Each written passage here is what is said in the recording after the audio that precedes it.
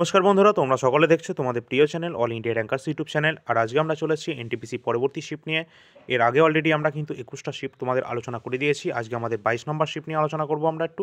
তো তোমাদের বলে রাখি ছোট্ট করে, তোমরা যদি সম্পূর্ণ এই পিডিএফটা বাই করতে চাও, তোমরা কিন্তু এখানে কী আছে আগে বলি। এখানে NTPC previous year GK question, যেটা লাস্ট এক্সাম হয়েছিল এনটিপিসি 2020-21 হয়েছিল, যার নোটিফিকেশান তোমাদের 2019 পাবলিশ হয়েছিল এবং তার এক্সামটা 20-21 দিকে হয়েছিল এবং তার সম্পূর্ণ 133টা শিফট এক্সাম হয়েছিল, যেখানে তোমাদের 5000 প্লাস কিন্তু জিকে কোশ্চেন আছে। প্রতিটা শিফটে তোমাদের 40টি করে জিকে কোশ্চেন জিজ্ঞাসা করা হয়।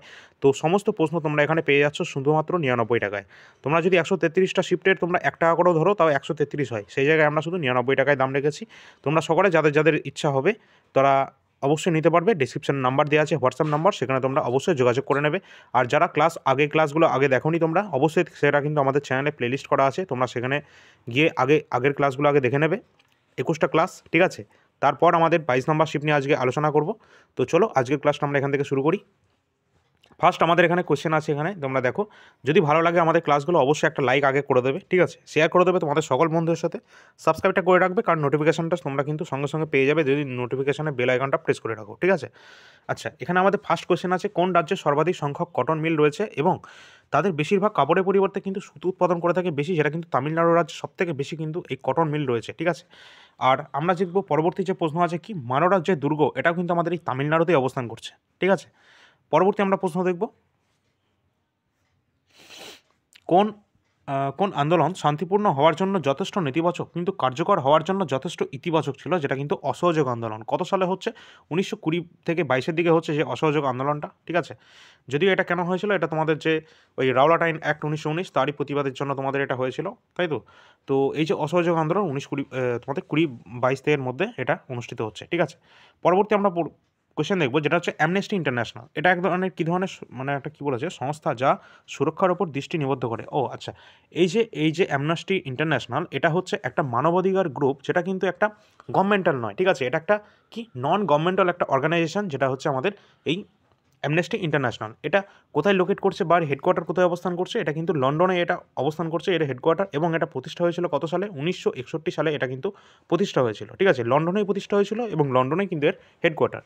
পরবর্তী আমরা প্রশ্ন দেখব এখান থেকে, ভারতের নতুন পারমাণবিক বিদ্যুৎ কেন্দ্রের মধ্যে একটি কোনটা? তো তোমাদের এই একই প্রশ্ন কিন্তু তোমাদের বারবার কিন্তু রিপিট হচ্ছে। তোমাদের অনেকগুলো, তোমরা মোটামুটি তোমাদের 21-22টা শিফট তো তোমরা এখনও পর্যন্ত করেছো। তোমরা নিজেরাই বুঝতে পারবে যে একই কোশ্চেন এখানে কতবার হারে রিপিট হচ্ছে, ঠিক আছে। এখানে হয়তো তোমরা এই কোশ্চেনটা তোমাদের মনে আসতে পারে যে এই কোশ্চেনটা কি আমি ডবল ডবল করে নিয়েছি? তো এটা কিন্তু একদমই আমি ডবল নিইনি। এটা পরীক্ষায় যেমন জিজ্ঞাসা করেছে সেম সেম তোমাদের অ্যাজ ইট ইজ কোয়েশ্চেন কিন্তু এখানে রাখা আছে, ঠিক আছে। তো এটা কখনোই ভাববে না এই ধরনের, ঠিক আছে, যে আমরা কোনো কোয়েশ্চেন দুবার করে নিয়ে নিয়েছি, ঠিক আছে। তো এগুলো কিন্তু যেমন পরীক্ষা এসেছিলো সেই রকমই নিয়েছি।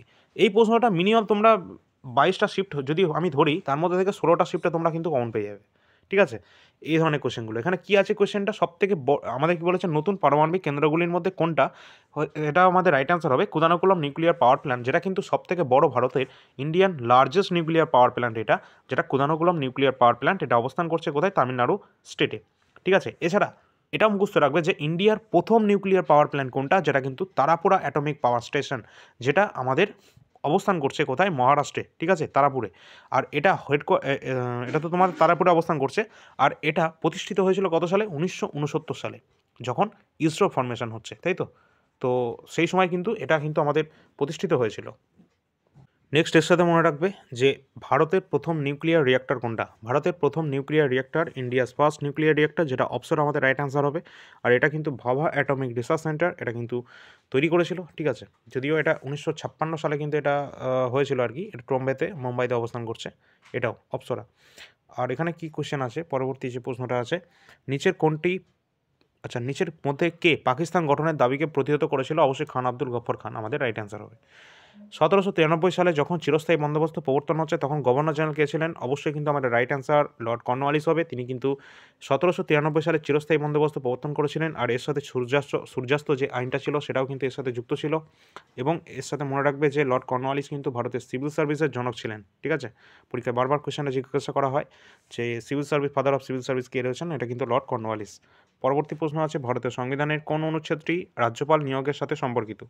অবশ্যই কিন্তু রাজ্যপাল নিয়োগের সঙ্গে সম্পর্কিত আর্টিকেল 155 কেন? কারণ 155 এ বলা হয়েছে যে এখানে বলা হয়েছে যে এই রাজ্যপালের নিয়োগ সম্পর্কে, ঠিক আছে? অর্থাৎ অ্যাপয়েন্টমেন্ট হবে এই রাজ্যপাল রাষ্ট্রপতির মাধ্যমে। সেটা 155 নম্বর আর্টিকেলে বলা আছে। আর এখানে এই যে রাজ্যপাল সম্পর্কে আমরা জানতে পারি 153 নম্বর আর্টিকেল থেকে। এখানে বলা আছে there shall be a governor for each state. প্রতিটা রাজ্যে একটা করে রাজ্যপাল অবশ্যই থাকতে হবে, যেটা 153 নম্বর আর্টিকেল থেকে জানতে পারি। আর পরবর্তী আমাদের প্রশ্ন আছে এটা, ল্যাকটিক অ্যাসিড হলো একটি 3 কার্বন অণু দিয়ে তৈরি হলো ল্যাকটিক অ্যাসিড। ল্যাকটিক অ্যাসিড আমরা কোথায় সবথেকে বেশি পেয়ে থাকি? ল্যাকটিক অ্যাসিড কিন্তু আমাদের যেটা পেয়ে থাকি এটা দইতে পেয়ে থাকি, কারণ দুধকে দইতে পরিণত করে হচ্ছে ল্যাকটিক অ্যাসিড, তাই তো? মানে ল্যাকটিক অ্যাসিড ওখানে কিন্তু সবথেকে বেশি মাত্রায় পেয়ে থাকি আমরা। আর ল্যাক্টোব্যাসিলাস যে ভাইরাসটা তোমাদের ব্যাকটেরিয়াটা রয়েছে, ব্যাকটেরিয়া ভাইরাস নয়, যে ব্যাকটেরিয়া রয়েছে তারা কি করে? তারা কিন্তু এই দুধ থেকে দইতে পরিণত করে দেয়, ঠিক আছে? Lactic acid. আচ্ছা, এখানে তোমরা মনে রাখবে আপেলে কিন্তু ম্যালিক অ্যাসিড পাই, তাই তো? এছাড়া আমরা কি তেঁতুলে পাই আমরা টার্ট্রিক অ্যাসিড, তাই তো? এছাড়া আমরা তোমাদের লেবুতে যেমন সাইট্রিক অ্যাসিডও পাই। তারপর তোমাদের পিঁপড়ের হুলে যেমন ফর্মিক অ্যাসিড থাকে, এছাড়া যে সমস্ত মৌমাছি এদের হুলে কিন্তু উচ্চ মাত্রায় ফর্মিক অ্যাসিড পাওয়া যায়, ঠিক আছে? তো এগুলো একটু মুখস্থ রাখবে। এছাড়া আমরা টমেটোতে আবার অক্সালিক অ্যাসিড পাই, ঠিক আছে? পরবর্তী আমরা প্রশ্ন দেখব, যখন বাজেটের মাধ্যমে জনগণকে অর্থায়ন করা হয় এবং একটি জনসাধারণের জন্য কোনো প্রত্যক্ষ অর্থ প্রদান ছাড়াই বিনামূল্যে উপলব্ধ করা হয় তাকে কী বলা হয়? অবশ্যই পাবলিক প্রভিশন কিন্তু আমাদের রাইট অ্যান্সার হবে। নেক্সট আছে ভারতে সীমান্ত সড়ক সংস্থা কবে প্রতিষ্ঠিত হয়? এটা সীমান্ত সড়ক সংস্থা বলতে এটা তোমাদের বলতে চাইছে বর্ডার রোড অর্গানাইজেশন, BRO, ঠিক আছে? যেটাকে আমরা বলবো বাংলায় সীমান্ত সড়ক সংস্থা। তো বর্ডার রোড অর্গানাইজেশন এটা কিন্তু 1960 সালে মে মাসের দিকে এটা কিন্তু প্রতিষ্ঠা হচ্ছে। পরবর্তী আমাদের প্রশ্ন আছে এটা,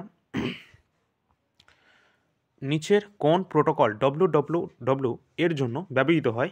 যেটা কিন্তু আমাদের ব্যবহার করা হয় কি? তোমরা যে কোনো ওয়েবসাইটে অবশ্যই দেখবে www ডট, তাই তো? https ডট, তাই তো? এইভাবে কিন্তু ওয়েবসাইট শুরু হয়।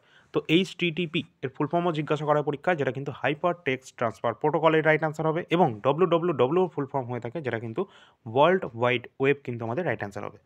পরবর্তী কোয়েশ্চেন আছে আমাদের, পুঁজির নিয়মিত পরিধান এবং অশ্রু মিটমাট করার জন্য মোট বিনিয়োগ মূল্যকে বলা হয় অবচয়। অবচয় কিন্তু এখানে রাইট অ্যান্সার হবে।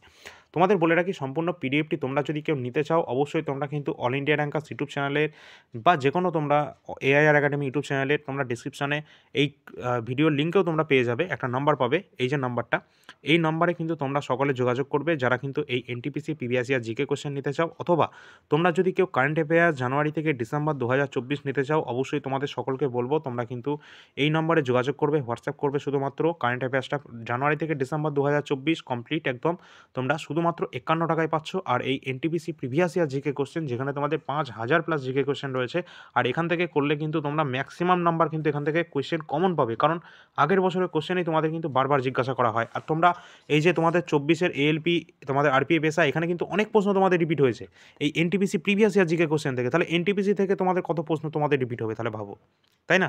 তো অবশ্যই কিন্তু এটা নেওয়ার চেষ্টা করবে। আগের বছর তোমাদের অবশ্যই পড়তে হবে, কিছুতেই আগের বছর ছাড়া যাবে না, ঠিক আছে?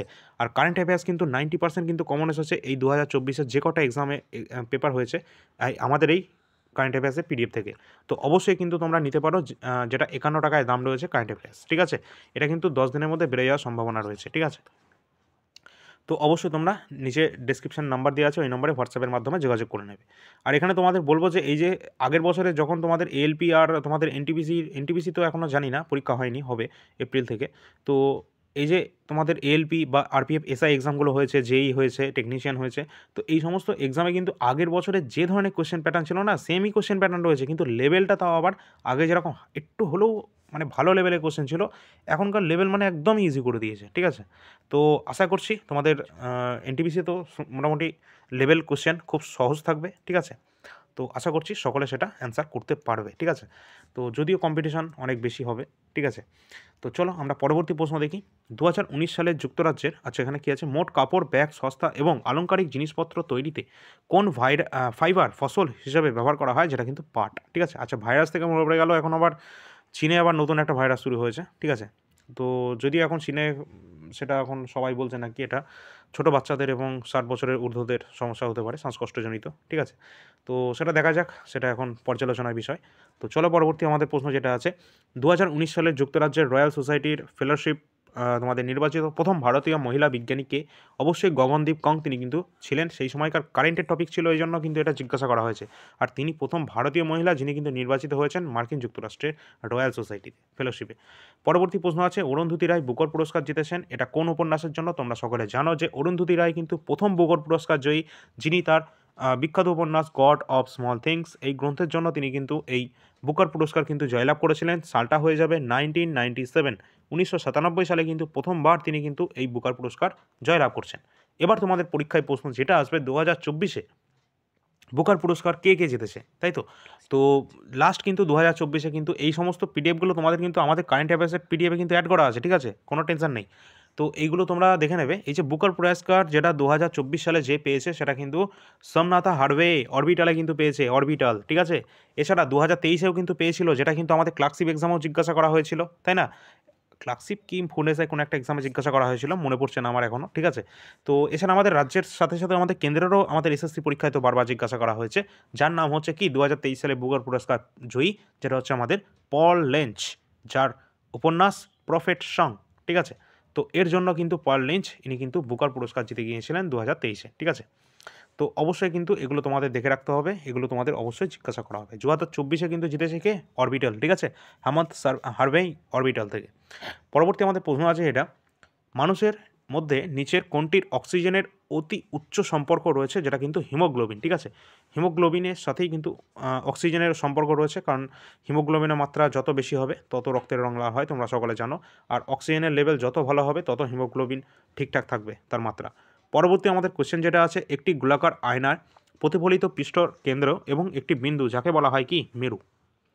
পরবর্তী প্রশ্ন আছে আমাদের, জনপ্রিয় লোকগান কাজরি, যেটা কিন্তু অত্যন্ত গুরুত্বপূর্ণ এই কোশ্চেনটা, কারণ বহুবার কিন্তু তোমাদের এসএসসি ফিল্ডে বারবার জিজ্ঞাসা করা হয়েছে কোশ্চেনটা। এই বছরের জন্য গুরুত্বপূর্ণ, এসএসসি জিডি যারা দেবে তোমরা, এছাড়া তোমরা যারা যারা এনটিপিসি প্রিভিয়াস ইয়ার জিকে এগুলো তো অবশ্যই দেখে নেবে। আর এনটিপিসি তোমাদের যে এক্সামটা শুরু হচ্ছে সেখানেও কিন্তু এই ধরনের কোশ্চেনগুলো পাবে, ঠিক আছে। আর আপকামিং তোমাদের যে আরপিএফ কনস্টেবলের এক্সাম হবে তারপর তো তোমাদের এনটিপিসি হবে, ঠিক আছে। তো এনটিপিসি এর আগে তোমাদের আরপিএফের হবে, তো সেখানেও কিন্তু এই ধরনের প্রশ্নগুলো অবশ্যই পাবে। যারা যারা আর মানে রেলের যারা যারা পরীক্ষার্থী, ঠিক আছে, এই সিরিজটা কিন্তু সকলের দেখা উচিত, ঠিক আছে। তো চলো পরবর্তী আমরা প্রশ্ন দেখব। কাজরি কিন্তু উত্তরপ্রদেশের অত্যন্ত জনপ্রিয় একটা লোকগান, ঠিক আছে। পরবর্তী প্রশ্ন আছে, একটি ওয়েব ঠিকানায় ডোমেইন নির্দেশিকা প্রত্যয় অর্থাৎ com.com, ঠিক আছে, এর অর্থ কি? এটা কিন্তু বাণিজ্যিক বা কমার্শিয়াল। পরবর্তী আমাদের প্রশ্ন যাওয়ার আগে অবশ্যই টেলিগ্রাম চ্যানেলে সকালে যুক্ত হয়ে যাবে, কারণ গুরুত্বপূর্ণ যে সমস্ত ইনফরমেশন রিলেটেড যে সমস্ত আমাদের নোটিফিকেশনগুলো পাবলিশ হয় সেগুলো কিন্তু আমাদের চ্যানেলে ভিডিওর মাধ্যমে কেউ কিন্তু পায় না, সেগুলো সবই কিন্তু আমাদের টেলিগ্রাম চ্যানেলে ডাইরেক্ট শেয়ার করে দেওয়া হয়, ঠিক আছে, তার ফুল নোটিফিকেশান। অবশ্যই যুক্ত হয়ে যাবে এখানে, এবং গুরুত্বপূর্ণ ক্লাস পিডিএফও সেখানে কিন্তু তোমরা পেয়ে যাবে। পরবর্তী আমাদের প্রশ্ন আছে, কোন চিকিৎসক ভারতে এসেছিলেন 1974 সাল থেকে 1815 সাল পর্যন্ত? বেঙ্গল মেডিকেল সার্ভিস কাজ করেছিলেন এবং ভারতের বিভিন্ন অঞ্চলে অগ্রগামী জরিপ অনুসন্ধান করেছিলেন, যেটা কিন্তু ফ্রান্সিস বুকানন কিন্তু আমাদের রাইট অ্যান্সার হবে।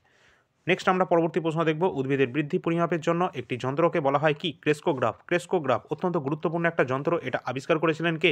জগদীশ চন্দ্র বোস, তিনি কিন্তু এই ক্রেস্কোগ্রাফ যন্ত্রটা কিন্তু তৈরি করেছিলেন পরীক্ষায়, এটাও বারবার জিজ্ঞাসা করা হয় এবং ভবিষ্যতেও হবে। তো এখান থেকে কিন্তু অবশ্যই দেখে রাখবে, এটা সায়েন্সেরই কোশ্চেন, ঠিক আছে। তো এখানে কিন্তু তোমাদের সায়েন্স থেকে তোমাদের বলে রাখবো যে সায়েন্সে তোমাদের মোটামুটি 3-4টে কোশ্চেন, 4-5টা কোশ্চেন মোটামুটি ধরে রাখবে, ঠিক আছে। তো এনটিপিসিতে তো মোটামুটি না, এখানে তো তোমাদের 6-7টা কোশ্চেন তো থাকেই, ঠিক আছে, 6 থেকে 7টা কোশ্চেন তোমাদের থাকেই, কারণ 40টা তোমাদের কোশ্চেন যেহেতু হচ্ছে। তো এনটিপিসিতে যদিও খুব বেশি ওয়েটেজ না থাকলেও তো মোটামুটি তাও থাকে, ঠিক আছে, 6-7টা তোমরা পেয়ে যাবে সায়েন্স থেকে। আর গ্রুপ ডেতে তোমাদের কিন্তু অনেক সায়েন্সের লেভেল আছে, প্রায় 25টার কাছাকাছি, ঠিক আছে। আর গ্রুপ ডি সায়েন্স কিন্তু তোমাদের বলে রাখি, তোমাদের এই যে group D physics, chemistry, biology এইভাবে কিন্তু তোমাদের সায়েন্সের পিডিএফ তৈরি হচ্ছে, ঠিক আছে। তো তোমাদের আর গ্রুপ ডি তোমাদের ভ্যাকেন্সিও কিন্তু তোমাদের চলে এসেছে, তোমরা জানো সেটা 32,000। আর তোমরা যেটা দেখছো না ওই যে 50+ যে ভ্যাকেন্সিটা, ওই নোটিফিকেশান কিন্তু ফেক নোটিফিকেশান, ঠিক আছে। যদিও এখনও পর্যন্ত সেই সম্পর্কে রেলওয়ে বোর্ড কোনো কিছু জানায়নি, ঠিক আছে। তো এখনও পর্যন্ত কিন্তু ওটা ফেক নোটিফিকেশান, কারণ ওখানে কিন্তু অনেক ভুলভ্রান্তি রয়েছে, ঠিক আছে, অনেক স্পেলিং মিস্টেক আছে। ওটা কখনোই একটা নোটিফিকেশান অফিসিয়াল কিন্তু নয়, ঠিক আছে। ডিপার্টমেন্টের মধ্যে হলেও কিন্তু ওখানে ওরকম ভুলভ্রান্তি থাকার কথা নয়, ঠিক আছে। সেই জন্য ওটা কিন্তু সম্পূর্ণরূপে ফেক। তো অবশ্যই তোমাদের 32,000 অবশ্যই কিন্তু ভ্যাকেন্সি অবশ্যই বাড়বে, তবে অতটা হবে কিনা আমার ঠিক জানা নেই, কারণ যেহেতু প্রতি বছর এখন বার করবে বলেছে রেলের রিক্রুটমেন্ট, ঠিক আছে। তো দেখা যাক কতটা কী না হয়। আচ্ছা, এখানে যে কোয়েশ্চেনটা দেখবে, এই কোয়েশ্চেনটা তোমাদের হচ্ছে উদ্ভিদের বৃদ্ধি পরিমাপের জন্য যে যন্ত্র সেটা কিন্তু ক্রেস্কোগ্রাফ। এটা কিন্তু জগদীশ চন্দ্র বোস আবিষ্কার করেছিলেন। এর মাধ্যমে কি করা হয়? এর মাধ্যমে কিন্তু উদ্ভিদের যে গ্রোথ, সে রেট এটা কিন্তু পরিমাপ করা হয়। ঠিক আছে? পরবর্তী কোয়েশ্চেন আছে, কোন রাজ্য বক্সাইটের বৃহত্তম উৎপাদক? এটা কিন্তু উড়িষ্যা কিন্তু বক্সাইটের সবথেকে বেশি উৎপাদন করে থাকে। Human space flight centre HSFS এটা কখন ইসরো দ্বারা উদ্বোধন করা হয়েছিল আর কি? এটা কিন্তু জানুয়ারি 2019-এ উদ্বোধন করা হয়েছিল। এই জন্য তোমাদের কোয়েশ্চেনটা জিজ্ঞাসা করেছে। ঠিক আছে? তখনকার কারেন্টের টপিক ছিল। অবশ্যই কিন্তু তোমাদের চন্দ্রয়ান 1, 2, 3 অবশ্যই মুখস্থ করে রাখবে, কারণ ওখান থেকে প্রশ্ন কিন্তু সম্ভাবনা অনেকটাই হবে। ওয়েলথ অফ নেশনস বইটির লেখক কে আছেন? ঠিক আছে? ওয়েলথ অফ নেশন বইটির লেখক কিন্তু অ্যাডাম স্মিথ রয়েছেন। ঠিক আছে? এই প্রশ্নটা অনেকবার জিজ্ঞাসা করা হয়। পরবর্তী আছে আমাদের GATT, cat, general agreement on tariffs and trade, যেটা কিন্তু আমাদের প্রতিষ্ঠিত হয়েছিল 1948 সালে, বিশ্ব বাণিজ্য নিয়ন্ত্রণের জন্য প্রতিষ্ঠিত হয়েছিল। গ্যাট এর ফুল ফর্ম কী হয়ে যাবে? তো এটাই তোমাদের জিজ্ঞাসা করেছে, general agreement on tariffs and trade. এটা কিন্তু আমাদের রাইট অ্যান্সার হবে। আর এটা থেকে মনে রাখবে অবশ্যই এর হেডকোয়ার্টার কোথায় অবস্থান করছে? সুইজারল্যান্ডের জেনিভাতে অবস্থান করছে এর হেডকোয়ার্টার। ঠিক আছে? চলো পরবর্তী প্রশ্ন কী আছে? বিখ্যাত উপন্যাস আনটাচেবল, এটা কে লিখেছে? আনটাচেবল বারবার বহুবার জিজ্ঞাসা করা হয় এটা। তো মুলকরাজ আনন্দের লেখা অবশ্যই আনটাচেবল। নেক্সট আছে ছত্তিশগড় দুর্গ জেলায় রাশিয়ার সহযোগিতায় কোন ইস্পাত কারখানাটি স্থাপিত হয়েছিল? এটা কিন্তু গুরুত্বপূর্ণ একটা কোশ্চেন, যেটা কিন্তু 1959 সালে এটা উৎপাদন শুরু হয়েছিল, যেটা কিন্তু ভিলাই। ঠিক আছে? ভিলাই লৌহ ইস্পাত কারখানা, এটা কিন্তু অবস্থান করছে কোথায়? ছত্তিশগড়ে। নেক্সট আছে আমাদের আলোর প্রতিসরণ করার জন্য একটি মাধ্যমের ক্ষমতা যা পরিপ্রেক্ষিতে প্রকাশ করা হয়, যেটা কিন্তু অপটিক্যাল ঘনত্ব হয়ে যাবে, ডেন্সিটি আমাদের রাইট অ্যান্সার হবে। সৌভাগ্য প্রকল্প, যেটা কেন্দ্রীয় সরকারের কোন মন্ত্রকের দ্বারা নিয়ন্ত্রিত? এটা কিন্তু বিদ্যুৎ মন্ত্রণালয়ের দ্বারা কিন্তু এটা নিয়ন্ত্রিত। পরবর্তী প্রশ্ন আছে আমাদের, ভারতের সুপ্রিম কোর্টের প্রাক্তন বিচারপতি 2019 সালের মে মাসে নিউজ ব্রডকাস্টিং স্ট্যান্ডার্ড অথরিটি, যেটা NBSA এর চেয়ারপারসন হিসেবে নিযুক্ত হয়েছিলেন। তিনি কিন্তু অর্জন কুমার, তিনি কিন্তু সিকরি, তিনি কিন্তু সেই সময়কার কারেন্টের টপিক ছিল সেটা। তো অবশ্যই তোমরা কিন্তু জানাবে যে সুপ্রিম কোর্টের কিন্তু আগে ছিল DY চন্দ্রচূড়, এবং বর্তমানে কিন্তু কে রয়েছেন? এই কোয়েশ্চেনটা তোমরা কমেন্ট সেকশনে জানাবে, কারণ এই কোয়েশ্চেনটা আমি বারবার কিন্তু তোমাদের বলে দিয়েছি, আর এটা কিন্তু পরীক্ষায় অবশ্যই তোমাদের জিজ্ঞাসা করা হবে, কারেন্ট সুপ্রিম কোর্টের চিফ জাস্টিস কে রয়েছেন। ঠিক আছে? পরবর্তী আমাদের প্রশ্ন আছে, বিখ্যাত স্লোগান জয় জওয়ান জয় কিষান, এটা কে বলেছিলেন? অবশ্যই কিন্তু এটা বলেছিলেন লাল বাহাদুর শাস্ত্রী। পরবর্তী প্রশ্ন আছে, কোন প্রজন্মে কম্পিউটারগুলি ভারী ভ্যাকুয়াম ভিত্তিক এবং ব্যয়বহুল ছিল? যেটা কিন্তু প্রথম প্রজন্ম, অর্থাৎ ফার্স্ট জেনারেশনের যে কম্পিউটারগুলো ছিল সেখানে কিন্তু ভ্যাকুয়াম ভিত্তিক এবং ব্যয়বহুল ছিল সেগুলো। ভারতের মিল্কম্যান কাকে বলা হয়? অবশ্যই কিন্তু ভার্গিস কুরিয়ান, যিনি কিন্তু শ্বেত বিপ্লবের জনক। শ্বেত বিপ্লব অবশ্যই কিন্তু মাথায় রাখবে, এটা কিন্তু পরীক্ষায় জিজ্ঞাসা করা হবে। ঠিক আছে? কারণ শ্বেত বিপ্লবের জনক কে ছিলেন? ভার্গিস কুরিয়ান। ঠিক আছে? যাকে কিন্তু মিল্কম্যান বলা হয়। আর সবুজ বিপ্লবের জনককে? অবশ্যই কিন্তু আমাদের ভারতের সবুজ বিপ্লবের জনক MS স্বামীনাথন, যিনি কিন্তু 2024 সালে কী পেয়েছেন? ভারত রত্ন পুরস্কার সম্মানিত হয়েছেন 2024-এ। অবশ্যই এটা কিন্তু তোমাদের রেলের সমস্ত এক্সামে তোমরা এটা দেখতে পাবে। আর অবশ্যই কিন্তু আমাদের বিশ্বের যে সবুজ বিপ্লব তার জনক কে ছিলেন? অবশ্যই সেটা আমাদের রাইট অ্যান্সার হবে নরম্যান বোরলগ। পরবর্তী প্রশ্ন আছে আমাদের, লিগ অব নেশনস এটা স্থাপিত হয়েছিল কত সালে? এটা কিন্তু মানে এটা জিজ্ঞাসা করা হচ্ছে কে স্থাপন করেছে। এটা কিন্তু লিগ অব নেশনসের মাধ্যমে কিন্তু জাতিসংঘ স্থাপন করা হয়েছে। জাতিসংঘ কবে স্থাপিত হয়েছে? 24 অক্টোবর 1945 সালে জাতিসংঘ স্থাপিত হচ্ছে কোথায়? ক্যালিফোর্নিয়াতে। ঠিক আছে? ইউনাইটেড স্টেটসে ক্যালিফোর্নিয়াতে জাতিসংঘ প্রতিষ্ঠা হচ্ছে লিগ অব নেশনসের মাধ্যমে। মোট স্থির খরচ এবং মোট পরিবর্তনশীল খরচের যোগফলকে কী বলা হয়? অবশ্যই মোট খরচ হবে, এটা অর্থনৈতিকের একটা টার্ম। পরবর্তী আছে আমাদের 2019 সালের ক্লাইমেট অ্যাকশন অ্যান্ড তোমাদের কি আছে? ডিজাস্টার যে প্রিপারেশন অন 5th যে ABU মিডিয়াম সামিট, এটা কোথায় হয়েছিল? এটা কিন্তু নেপালে অনুষ্ঠিত হয়েছিল। তো তখনকার কারেন্টের টপিক ছিল। তো অবশ্যই তোমরা দেখছো কারেন্ট অ্যাফেয়ার্স তোমাদের কিন্তু অনেকটাই আসছে। ঠিক আছে? তো যাদের কিন্তু কারেন্ট অ্যাফেয়ার্স দরকার হবে অবশ্যই তোমরা কিন্তু পারচেস করে রাখবে, ডিসক্রিপশনের নাম্বার দেওয়া আছে, ওই নম্বরে তোমরা যোগাযোগ করবে। 2014 সালে ভারতের বিজ্ঞান এবং প্রযুক্তি বিভাগে একটি বিশাল পদক্ষেপ নিয়েছিল এবং সমস্ত মহিলা কেন্দ্রিক যে স্কিম প্রোগ্রামগুলি একটি পরিসরে অধীন এনেছে। এর নাম কী ছিল? এটা কিন্তু কিরণ এর নাম ছিল। 2014 সালে একটা স্কিম ছিল। একটি উদ্ভিদে বীজ ভ্রূণ থেকে উপস্থিত চারা হয়ে ওঠে আর কি, এই প্রক্রিয়াটাকে কী বলা হয়? অঙ্কুরোদ্গম। ঠিক আছে? তোমরা জানো যে এই ধরনের অঙ্কুরোদ্গম যেমন আমাদের কী বলে ওটা? জরায়ুজ অঙ্কুরোদ্গম, যেমন ওই সুন্দরবন অঞ্চলে যে সমস্ত গাছগুলো রয়েছে, কী কী গাছ? সুন্দরী, গরান, গেওয়া। ঠিক আছে? এই সমস্ত যে গাছগুলো রয়েছে এখানে কিন্তু জরায়ুজ অঙ্কুরোদ্গম হয়। সেখানে কী হয়? ফলের মধ্যে থাকে বীজ, সেখানেই কিন্তু সেই ফলের মধ্যে থাকা অবস্থায় সেগুলো অঙ্কুরিত হয়ে যায়। ঠিক আছে? সেগুলো যখন মাটিতে পড়ে অটোমেটিক সেখানে কিন্তু গাছ সৃষ্টি হয়। তো এটা কি বলা হয়? জরায়ুজ অঙ্কুরোদ্গম। ঠিক আছে? পরবর্তী প্রশ্ন আমাদের আছে, এটা কে ভারতে 23 বছর যেটা আমাদের সালটা দেওয়া আছে, পোর্ট্রেট, ল্যান্ডস্কেপ এবং সাধারণ জনের দৈনন্দিন জীবনের যে দৃশ্য আকার অবস্থান করেছিলেন, যেটা কিন্তু জর্জ চিনেরি আমাদের রাইট অ্যান্সার হবে। তো আজকের আমাদের এই 22 নাম্বার শিফটে তোমাদের 40টা কোয়েশ্চেন ছিল। পরবর্তী আমাদের শিফট নাম্বার 23 থাকবে। তো অবশ্যই যাদের ভালো লেগেছে অবশ্যই একটা লাইক করে দেবে, শেয়ার অবশ্যই করবে। ঠিক আছে? সাবস্ক্রাইব যদি না করে থাকো করে নেবে। আর টেলিগ্রাম চ্যানেলে অবশ্যই যুক্ত হয়ে যাবে, কারণ গুরুত্বপূর্ণ ইনফরমেশন কিন্তু সকলে কিন্তু ওখানেই তোমরা পেয়ে যাবে। এছাড়া অবশ্যই তোমরা কিন্তু এই যে আমাদের NTPC previous year GK question এই যে পিডিএফটা রয়েছে, এটা যদি তোমরা নিতে চাও, এখানে কিন্তু 300+ পেজ সংখ্যা রয়েছে। যদি কেউ নিতে চাও, ডেসক্রিপশনে নাম্বার দেওয়া আছে, ওই নম্বরে হোয়াটসঅ্যাপের মাধ্যমে যোগাযোগ করে নেবে। 99 টাকায় সম্পূর্ণ পিডিএফটা তোমরা পেয়ে যাবে। এছাড়া কারেন্ট অ্যাফেয়ার্স জানুয়ারি থেকে ডিসেম্বর 2024 তোমরা কিন্তু সম্পূর্ণটা পেয়ে যাবে, যেটা কিন্তু তোমরা 51 টাকায় কিন্তু পেয়ে যাবে। ঠিক আছে? তো অবশ্যই কিন্তু ডেসক্রিপশনে নাম্বার দেওয়া আছে, ওই নম্বরে তোমরা যোগাযোগ করে নেবে। আর এসএসসি জিডি যারা পরীক্ষা দেবে, তোমাদের 4 ফেব্রুয়ারি 25 4 ফেব্রুয়ারি 2025 থেকে তোমাদের এক্সাম শুরু হচ্ছে, যেখানে কিন্তু এসএসসি জিডির last previous year GK question 2024-এর, সেটা কিন্তু তোমরা 50 টাকা পেয়ে যাচ্ছ। তোমরা ডেসক্রিপশনের নাম্বারে যোগাযোগ করে নেবে যারা নিতে চাও। ঠিক আছে? আর এআইআর একাডেমিতে কিন্তু এই SSC GD previous year GK কোশ্চেনের ক্লাস কিন্তু করানো হয়। ঠিক আছে? তো চলো পরবর্তী ক্লাসে আসছি। অবশ্যই কিন্তু নজর রাখবে এই দুটো YouTube channel, all India rankers YouTube channel এবং এআইআর একাডেমি ইউটিউব চ্যানেল। ধন্যবাদ।